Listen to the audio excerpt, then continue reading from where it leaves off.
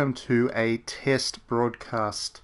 I have never done a broadcast before, and I'm quite interested to see how it all works, so I'm not expecting much. Please forgive me when I make some horrible mistakes, no doubt, because this is my first broadcast, and I'm just really testing to see if the technology works, if my microphone picks my voice up properly, and if the balance between the voice and the gameplay volume is right, so that down the track I can do more serious streams and broadcasts and all that kind of stuff.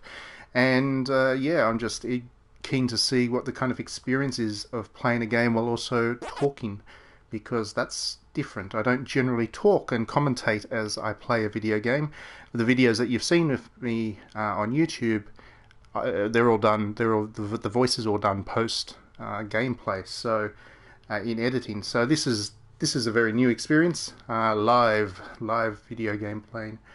And yeah, I don't know if I'll be any good at it. So apologies in advance if I'm not. I guess we'll find out at the end of this video, and if I'm not, I might never do another one. But if I do, then yeah, it could be interesting. Because I know there's a lot of people out there that like similar games to what I like, and those people don't necessarily get to see too many broadcasts of the kind of games because they tend to be niche, and I don't play Overwatch and Fortnite and stuff that much, and those are the kind of the dominant ones for broadcasts. So I thought there might be something there for people that want to play Japanese RPGs and all that kind of stuff. I know there's other broadcasters, obviously, the streamers that do it, but I thought that I could do my own spin on it and all that kind of stuff as well, if, of course, this test run works.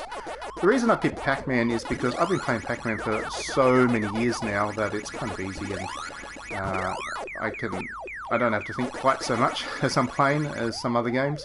I haven't played this particular version of Pac-Man that much. I mean, there's so many different versions of Pac-Man that are out there, and while they all play kind of much of a muchness, one thing that never seems to transfer over is the high score. So that's a pretty low high score for a veteran of Pac-Man, but that is a result of me having basically played this about 3 or 4 times since I bought it. I bought it because I have this insane need to buy every Pac-Man game that ever comes out, whether I need it or not, on every platform. I think it's safe to say that Pac-Man is in my top 3 really retro games of all time. My favourite old arcade games. I think it and Space Invaders would definitely be my favourite, and after that it'd be a toss-up between this one and the Mario Brothers, which is another really great arcade game. And yeah, it's hard to pick a favourite out of those ones. But yeah, I mean, the point is that I've played a lot of Pac-Man. I really do love my Pac-Man, and who knows, maybe during the course of this stream I will end up with a top score that's more befitting of what I like to think I can do with this game. That wasn't a very good start, of course. So, I mean, everybody knows what Pac-Man is. Everybody's played Pac-Man in some version or another, surely. Doesn't matter how much experience you've got playing games. You know what Pac-Man is. You know that it's all about running around a maze, eating dots, then finding those big power dots and then using those to eat the ghosts, which turns them blue. And yeah, that's the basic point of the whole game, which is simple, elegant, and really well designed. One of the things that I really love about Pac-Man is that maze. It doesn't change every time you finish a level. It remains the same. Later Pac-Man games would actually introduce additional maze designs. Mrs. Pac-Man basically had 3 or 4, I think it was 3 actually, 3 different mazes that it would cycle through, and each of those would offer a different challenge. But this one didn't need extra mazes because it was this one particular maze is just so well balanced and so well designed and so iconic that it's hard to not look at it and say it's kind of the best example of retro level design out there. I mean, Space Invaders didn't have levels. Mario did. Well, Mario had the same level, but it was about the platforming. It was about the monsters that would appear in the level. This one has the same monsters and the same maze, and it's about learning to really master that maze. That's where the skill is in this game. And it has that mix of... It has long straight areas where you can get in a good groove and feel good about what you're doing by eating heaps and heaps and heaps of dots. And then it has areas where the corners are tighter and it's hard to maneuver around, and it's hard to actually to get away from the ghosts if they kind of start to corner you into those areas. So those kind of mixes are what you're looking for in good single kind of environment level design. And it has a couple of neat tricks too, which helps keep the variety strong. You just saw me go through a tunnel. Those tunnels are really useful because the ghosts, while Pac-Man's speed stays the same while he's in one of those tunnels, the ghosts actually slow down. It's a chance to get away from them, and it's such a simple element, but it adds so much to the gameplay, and it adds so much strategy and skill and excitement. You know, you've got a ghost hot on your tail, and you're trying to duck down that tunnel and put some space between you and it. And the other thing that's really has always really appealed to me about Pac-Man is the art. And people look at games like this and Space Invaders and, you know, most of the old retro games, and they say, oh, those are primitive, as though they're dismissing the art that went into them. But for me, that's really a limited way of looking at it, because I mean, Pac-Man's design is so iconic and so powerful that, you know, it's used in fashion, it's used in iconography, it's used in just about everything. Because when you want to represent kind of a retro game, and the thing that's easy to forget is that, you know, there are so many other games that are at this age. This was released originally in 1982, I believe. There are so many other games from the 80s and the 90s that are basically forgotten, and a big reason that they are forgotten is that art style. It's the fact that those games just don't look as good. Pac-Man is memorable, Pac-Man is vibrant, Pac-Man is colourful, and for me that is the essence of good art design.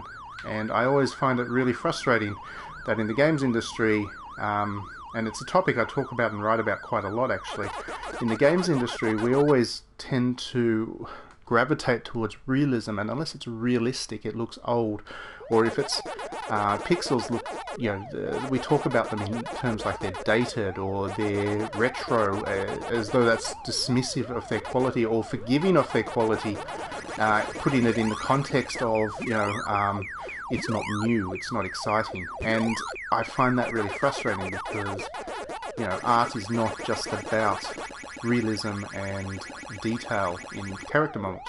And for me, Pac-Man is definitely art.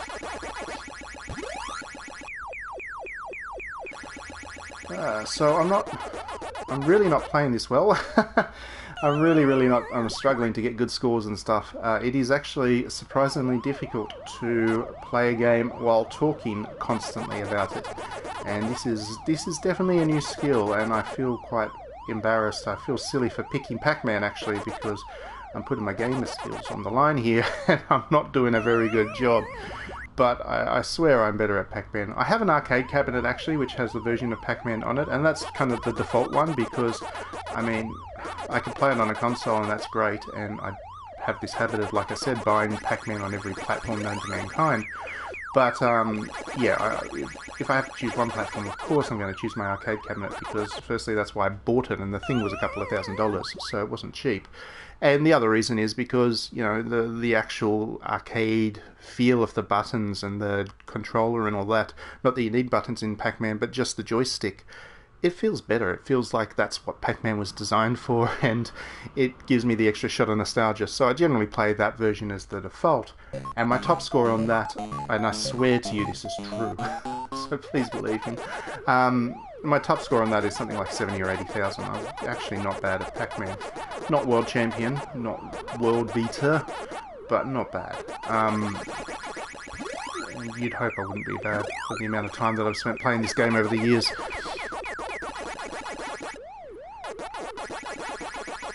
Anyway,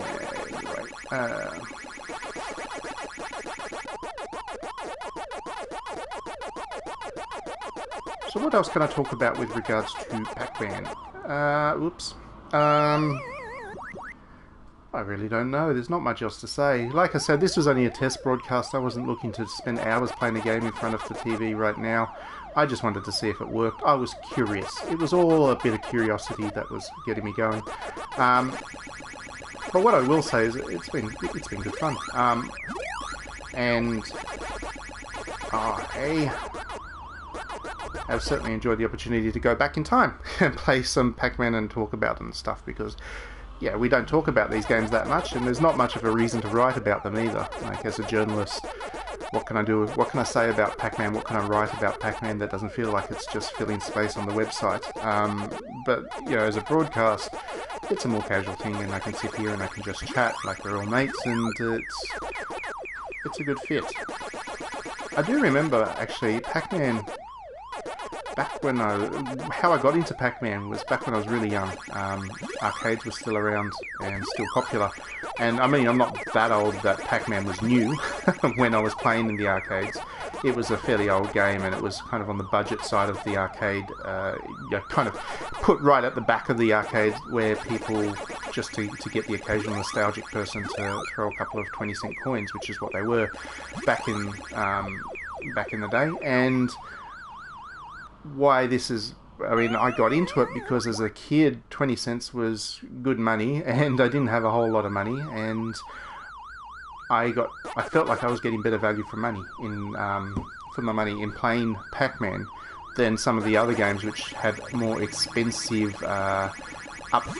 they were, you know, they cost more in credits to play.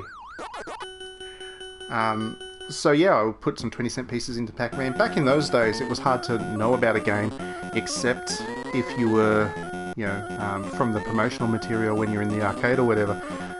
If you had money for the magazines, then that was great, but I didn't, and, you know, the internet wasn't really a thing when I was young, certainly not in the mainstream, and that meant that I was really kind of going in blind with a lot of games. So Pac-Man was one. I went in very blind and had no idea what Pac-Man was, beyond a vague kind of understanding. And I didn't really know how to play the game. I just wasted a few 20-cent pieces, that's for sure, playing about as badly as I'm playing right now. Mostly because I just wasn't very good at that point.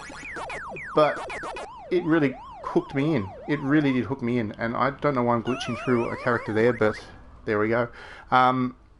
It really hooked me in, and I played it more and more. I found every time I went to the arcade, I found myself going to the back of the arcade and popping in a few 20-cent pieces into this one in particular. So I've had a long history with Pac-Man, and it's great to know that I still find it very playable. I can pop it in, and while I wouldn't play it for hours at a time anymore, certainly wouldn't play it for hours at a time, while I wouldn't do that, I can always get more value out of it. I can always play it for, you know, 1 or 2 rounds, 10, 15, 20 minutes, like I'm doing right now, and have a really good time.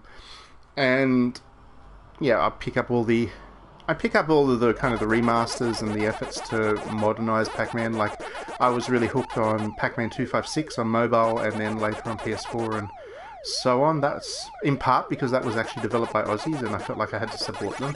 But also, I really enjoyed it. It was kind of Crossy Road meets Pac-Man, and that was a good mix. But I didn't stick with it as such. It wasn't something that I played for the long term, and I've also played Pac-Man Championship Edition, which is great. I certainly have no criticism of it, but it's not really Pac-Man. So if I feel I'm in the mood for Pac-Man, I always end up going back to the original. Anyway, I think this is enough for a test. It's 15 minutes. This is certainly enough for a test of the broadcasting thing. I hope it's worked. I hope I leave the video up. If you're listening to this or watching this, I guess I have, and it worked, and you can probably expect some more videos from me in the future, more broadcasts and whatever. Next time I might try and get some people to watch while I'm playing and chat back and forth with them. But if I have deleted this, you won't be listening to what I'm saying, so I guess that's rather pointless. Anyway, thanks very much for watching if you do see it, and we will see you at the next one.